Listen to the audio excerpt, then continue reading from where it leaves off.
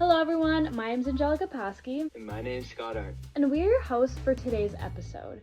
We have here two very special people we are delighted to interview regarding their research on Indigenous perspectives and approaches.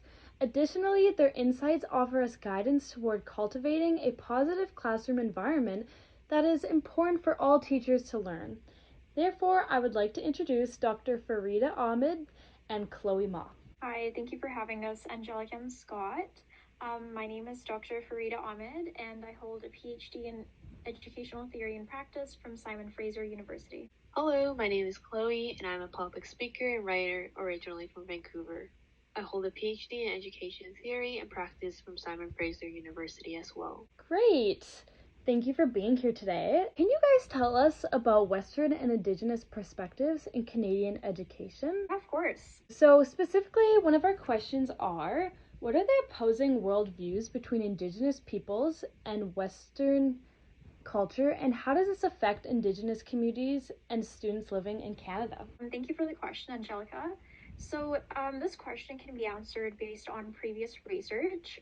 Wilson Sean elaborates on the contrasting worldviews held between Indigenous peoples and non-Indigenous peoples, while highlighting their divergent viewpoints. According to Sean, Indigenous peoples hold a relational perspective that is built upon interconnectedness and interrelationships. They believe everything in the world is connected, going beyond human relationships as they commit to bonds created with nature and spirits. On the other hand, the Western perspective opposes this perspective as it is far more singular. They have hierarchies in society that favor one race over the others, while exploiting the land they do not feel connected to. So Charlotte Peltier also informed us one of the detrimental impacts this Western perspective has on Indigenous students in Canada.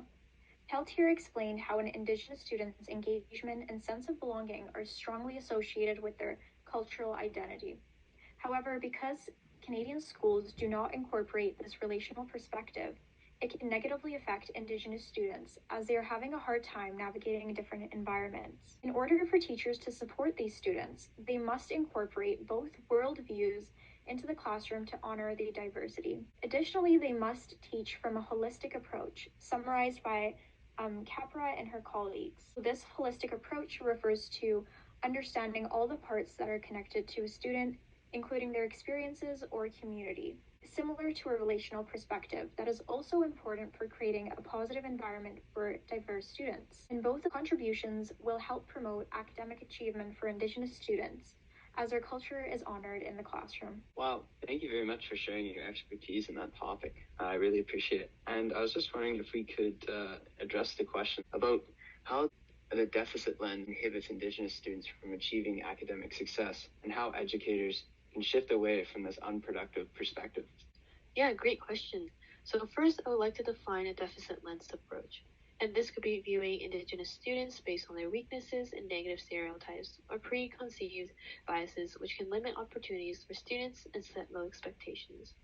So SHIP suggests providing supportive and ongoing programs, cross-culturally competent teachers, community consultation, and ownership over the content taught. Including these suggestions by SHIP is a step towards effective inclusion and addressing the deep-rooted complex issues in education. A counter-argument I would like to touch on is on cultural sensitivity. It is more likely that educators who are not experienced about the Indigenous perspective might lead to misrepresenting Indigenous traditions and the deep-rooted history of the Indigenous people. However, if we advocate for more training in the professional development program for teachers on Indigenous education, then teachers will be better prepared to educate students. Wow, Chloe, that is some really valuable insight. Another question we have is, what can educators and policymakers do to counteract these long-lasting effects of colonialism in classrooms? Yeah, so thanks for the question, Angelica.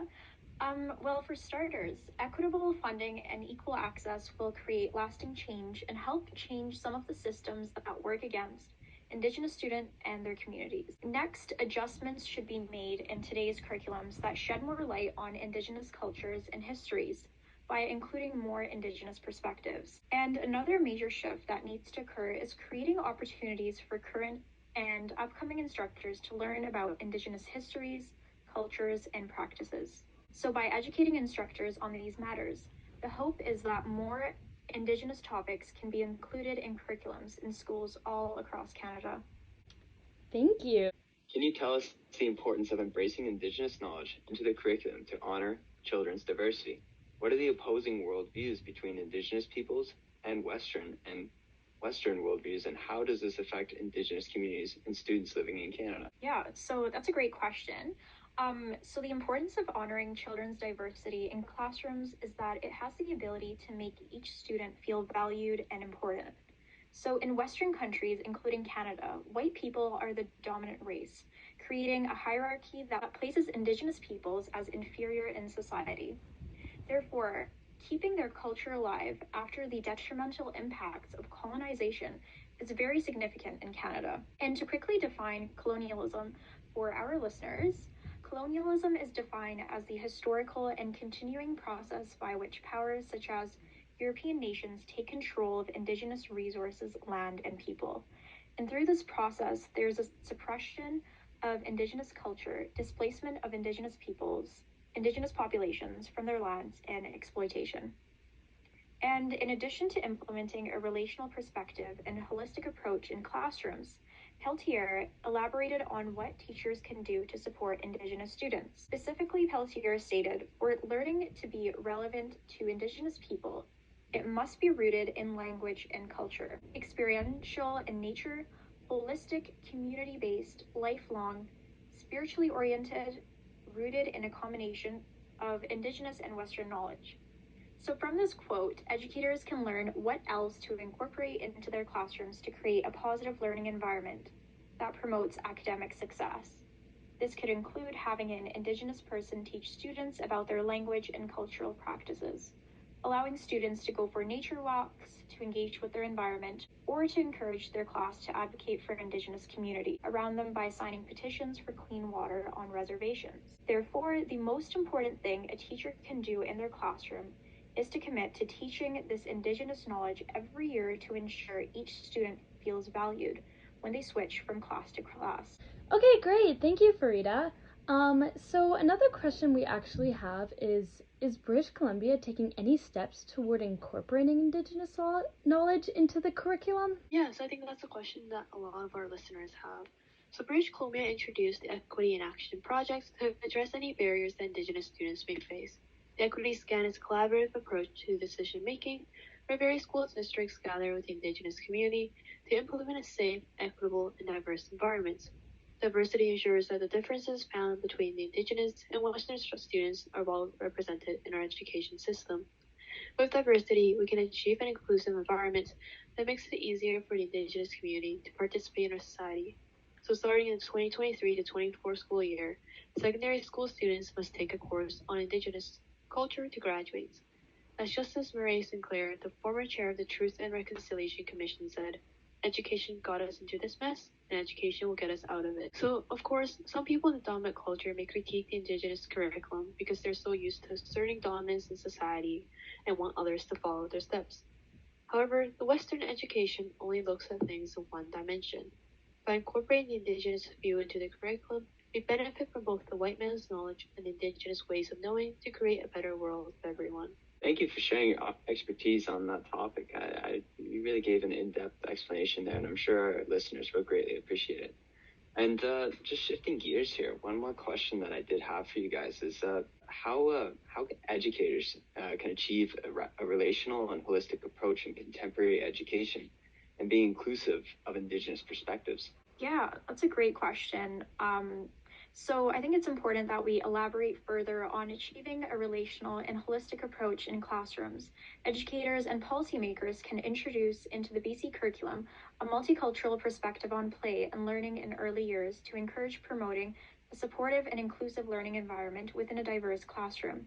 As stated by Lily Amir, relativeness contributes to a strong intrinsic motivation in play and learning, including Indigenous knowledge and pedagogies into instructions when teaching elementary and high school students will benefit and prepare all students to thrive in the diverse world. Some counter arguments raised are some critics will argue that the academic priority should only focus on other subjects over Indigenous education. However, policymakers and curriculum designers have the power to create that balance and implement Indigenous education just as we study any other subject. This will help raise awareness and combat discrimination against Indigenous students and essentially to achieve a relational and holistic approach in contemporary education. Wow, thank you for that response. So, my final question is going to be, how will embracing Indigenous knowledge systems in today's curriculum improve sociocultural identities among Indigenous learners?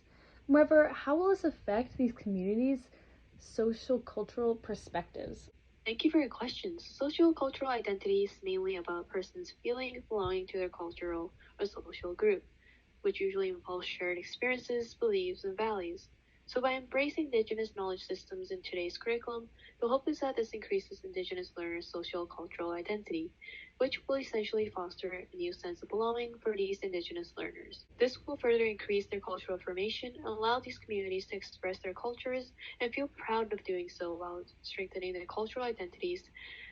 When these Indigenous students see their cultures being respected and adequately represented in the educational curriculum, their sense of belonging and connection to their culture increases while further strengthening relationships and bonds in the community. So what effect will all these have on these communities' social cultural perspectives? As discussed earlier, increasing Indigenous knowledge in curriculums will significantly contribute to the regrowth and preservation of Indigenous cultures and identities. Making this shift in the curriculum will revitalize Indigenous learners' cultural practices and perspectives. Representation in the education curriculum between Indigenous communities and non-Indigenous communities will stop being so one-sided, with the non-Indigenous communities typically drowning out the Indigenous communities. Overall, this will significantly contribute to equitable Indigenous representation in the curriculum and outside world. That concludes our discussion for today. I hope each of you listening were able to learn valuable insight on how to effectively support Indigenous students within your classrooms. Thank you so much. Hope to see you next time.